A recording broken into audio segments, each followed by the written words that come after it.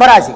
కుంభరాశి వారికి ధనిష్ట 3, 4 పాదాలు, శతవిషం 1, 2, 3, 4 పాదాలు, పూర్వభాద్ర 1, 2, 3, 4 3 పాదాలు. అయితే ఆదాయం 2, వ్యయం 8 గాను, రాజపూజ్యం 4, అవమానం 2 గాను కనబడుతోంది. 2 విధాలా కూడా మంచి చెడులు అనేటువంటి సమిశ్రితంగా కనబడే పరిస్థితి. అలాగే పుట్టిన తేదీ ప్రకారం జాతక పరిశీలన సింహరాశిలాగే వీరు కూడా చేయించుకోవడం చాలా మంచిది. ఎందువల్ల అంటే జన్మరాహు ఒకటి నడుస్తున్నాడు, మళ్ళీ వ్యయంలోకి పెడతాడు. అలాగే గురుని యొక్క సంచారం కూడా షష్ఠ, పంచమ, అష్టమ స్థితిలోకి వెళ్ళేటువంటి సప్తమ స్థితిలోకి వెళ్ళేటువంటి పరిస్థితి. కాబట్టి ఈ కారణంగా కొంత ఆర్థికపరమైనటువంటి విషయాలు జాగ్రత్తగా ఉండాలి. అధికమైనటువంటి ఖర్చులు జరిగే అవకాశం ఉంది. అలాగే గృహ ప్రాంత మార్పులు జరిగేటువంటి అవకాశం కూడా ఉంది. వివాహ ప్రయత్నాలు కూడా వాయిదాలు వేసేటువంటి పరిస్థితి ఉంది. వ్యాపారంలో కొంత మిశ్రమ ఫలితాలు వస్తాయి. ఔషధ సేవ అనేటువంటిది అనారోగ్య కారణంగా తప్పని పరిస్థితిగా చేసుకోవాల్సిన పరిస్థితి. ఏప్రిల్ నెలలో అవసరానికి తగ్గినటువంటి ధనం ఏర్పడుతుంది.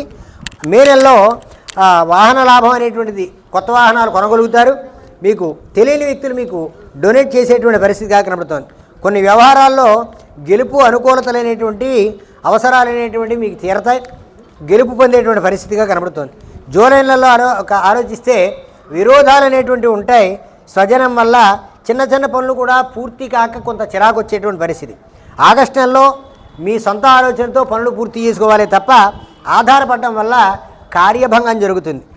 సెప్టెంబర్ నెలలో మీరు ఎంత బాగా గొప్పగా ఉన్నతంగా ఆలోచించినా మీ తత్వం సహజంగా ఈ రాశి వారికి ఆలోచించినట్లయితే కొంత ఎంత రహస్యమైన ఎవరికీ చెప్పరు, ప్రాణాంతకమైన రహస్యం కూడా ఎవరికీ చెప్పరు.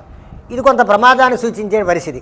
సహజంగా రాశి సిద్ధం అవన్నీ చదవడం వల్లైతే అన్ని తత్వాలు వచ్చేస్తాయి ఇందులో. దాంట్లోనే మేము రీసెర్చ్ చేసాం. కాబట్టి ఈ విధంగా ఆ తత్వం అలాంటిది. కాబట్టి మీరు ఎంత మంచి చేద్దామని మనసులో పెట్టుకున్నా అది బయటకు వచ్చేప్పటికీ జంటా బయట కూడా చెడుగానే ప్రవర్తింపబడుతుంది, చెడుగానే వస్తుంది. కాబట్టి చెదురు ఎడుచేటువంటి పరిస్థితి కనపడుతోంది. కొన్ని నష్టాలు కూడా వచ్చేటువంటి అవకాశం ఉంది. ఆ సమయంలో మీరు సెప్టెంబర్ నెలలో కొంత జాగ్రత్త వహించవలసిన అవసరం ఉంది. ఇక అక్టోబర్ నెలలో కూడా కొంత మెల్లిమెల్లిగా అనుకూలతలు ఏర్పడతాయి. నవంబర్లో చిన్న తరహా పనులన్నీ కూడా సఫలీకృతం అవుతాయి. డిసెంబర్ 16 నుంచి కూడా అద్భుతమైనటువంటి ఫలితాలు వస్తాయి. గతం ఎప్పుడూ మర్చిపోయినటువంటి కార్యక్రమాలన్నీ కూడా మళ్ళీ పూర్తయ్యేటువంటి పరిస్థితిగా కనబడుతుంది. జనవరి 3 వారాలు కూడా అనుకూల ప్రయత్నాలు జరుగుతాయి. 3వ వారం కూడా అనుకూలంగానే ఉంటుంది. కాబట్టి అలాగే మీరు ప్రాంత మార్పు వల్ల కొంత అనారోగ్యానికి గురయ్యేటువంటి పరిస్థితి కనబడుతుంది. ఫిబ్రవరి నెలలో అనుకూలత ఏర్పడుతుంది. మార్చి నెలలో సామాన్య ప్రయోజనంగా కనబడుతుంది. ప్రతి పని పట్టుదలతో మాత్రమే చేయవలసిన పరిస్థితి. మరింత అనుకూలత కోసం నవగ్రహ ప్రదక్షిణం చేయడం, లక్ష్మీ సహస్రనామ పారాయణ చేయడం వల్ల అద్భుత ఫలితం లభిస్తుంది.